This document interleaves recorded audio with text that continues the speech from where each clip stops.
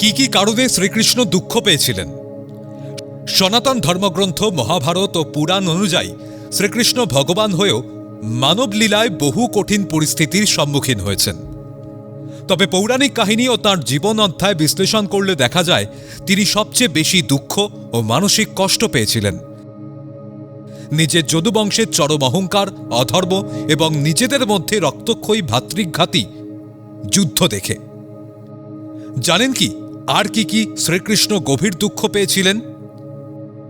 আজ জানাবো সেই তথ্য। যদুবংশ ধ্বংস। মহাভারতের যুদ্ধের পর গান্ধারীর অভিশাপ এবং ঋষিদের অভিশাপের ফলে শ্রীকৃষ্ণের নিজের বংশের মানুষেরা বিলাসিতা, মদ্যপান এবং অহংকারে অন্ধ হয়ে পড়ে।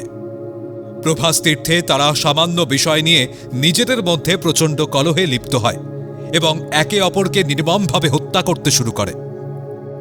নিজের চোখের সামনে নিজের সন্তান, পৌত্র এবং আত্মীয় স্বজনদের এভাবে অধর্মের পথে অপক্ষয় ও মারামারি করে ধ্বংস হতে দেখে শ্রীকৃষ্ণ ভীষণ মর্মাহত ও ব্যথিত হয়েছিলেন। এটি ছিল তাঁর জীবনের সবচেয়ে চরম দুঃখের মুহূর্ত। শান্তি প্রস্তাব প্রত্যাখ্যান। কুরুক্ষেত্রের যুদ্ধ শুরু হওয়ার আগে শ্রীকৃষ্ণ নিজে শান্তির দূত হয়ে হস্তিনাপুরে গিয়েছিলেন যাতে এই যুদ্ধ এড়ানো যায়। কিন্তু দুর্যোধন অহংকারবশত তাঁর সেই শান্তির প্রস্তাব শুধু প্রত্যাখ্যানই করেননি, বরং কৃষ্ণকে বন্দী করার চেষ্টা করেছিলেন। শান্তি প্রতিষ্ঠার সমস্ত প্রচেষ্টা ব্যর্থ হওয়ায় এবং পরবর্তীকালে যুদ্ধে লক্ষ লক্ষ মানুষের মৃত্যু ও নারীদের আর্তনাদ শ্রীকৃষ্ণকে গভীরভাবে ব্যথিত করেছিল। গান্ধারীর অভিশাপ। কুরুক্ষেত্রের যুদ্ধ শেষে কৌরব জননী গান্ধারী তার 100 সন্তানের মৃত্যুতে ভেঙে পড়েন। তিনি তীব্র শোকে ও ক্ষোভে শ্রীকৃষ্ণকে দায়ী করে অভিশাপ দেন যে যেভাবে কৌরব বংশ ধ্বংস হয়েছে ঠিক একইভাবে কৃষ্ণের যদুবংশ নিজেদের মধ্যে লড়াই করে ধ্বংস হয়ে যাবে। এক মায়ের সেই করুণ অভিশাপ ও বেদনা গ্রহণ করেছিলেন। শ্রীকৃষ্ণের কোনো প্রতিবাদের ভাষা ছিল না। এটা অত্যন্ত দুঃখ ও বেদনাদায়ক ছিল।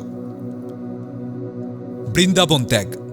মানবলীলায় মথুরার অধর্ম বিনাশ ও কংসবধের উদ্দেশ্যে যখন শ্রীকৃষ্ণকে বৃন্দাবন ছাড়তে হয়েছিল, তখন রাধারানী, গোপী এবং যশোদা মাতার যে তীব্র বিরহ কষ্ট ছিল তা শ্রীকৃষ্ণকে অন্তহীন মানসিক বেদনা দিয়েছিল।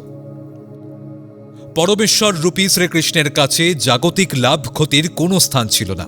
কিন্তু ধর্মের ধারক হয়েও যখন তিনি দেখলেন তাঁর চারপাশের মানুষ ও নিজের বংশ ধর্মিতাকে ভুলে বিনাশের পথ বেছে নিচ্ছে, তখনই তার মানব অবতার সবচেয়ে বেশি ব্যথিত হয়েছিল।